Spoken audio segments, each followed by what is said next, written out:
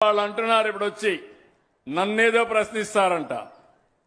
నన్ను కాదు మీరు ప్రశ్నించేది, మిమ్మల్ని నేను ప్రశ్నిస్తున్నా, సమాధానం చెప్పమంటున్నా. గిరిజన ప్రాంతంలో ఉద్యోగాలు ఇచ్చిన వ్యక్తి 1/5/11/86లో నందమూరి తారక రామారావు గారు. అవునా కాదా తమ్ముళ్ళు అని మిమ్మల్ని అడుగుతున్నా.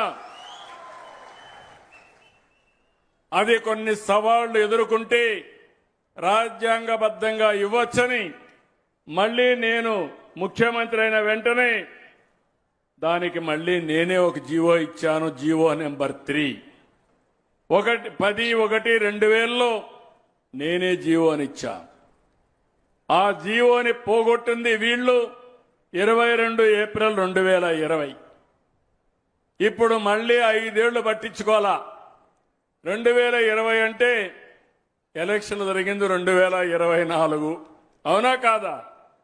ఎవరి తప్పని నేను అడుగుతున్నా. ఎవరి తప్పు?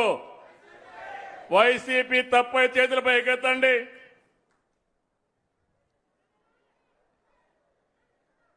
ఏమమ్మా? కాబట్టి వైసీపీ నాయకులు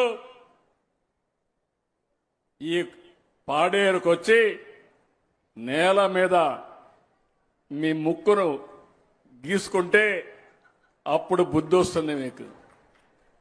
మీ నాయకుడిని అడగండి, ఎందుకు చేయలేకపోయి అడగండి. అడిగేది చేత కాకపోతే మీరైనా క్వశ్చన్ చేయాల్సి వచ్చింది. మీరు అది కూడా చేయకుండా ఇప్పుడు నన్ను అడగడానికి మీకు ఎలాంటి అర్హత లేదు. కానీ ఒకటే చెప్తున్నా, ఈ గిరిజన ప్రాంతం నా సొంతం. ఈ గిరిజనులు నా వాళ్ళు. ఈ గిరిజనులకు అన్యాయం జరగడానికి వీలు లేదు. మీతో నేనుంటా. వాళ్ళు అనుకుంటున్నారు బాబాయిని చంపి వేరే వాళ్ళపైన నేరం వేసినట్టు తప్పు చేసి నా మీద నేరం వేయాలనుకుంటున్నారు. నేను చాలా మొండి.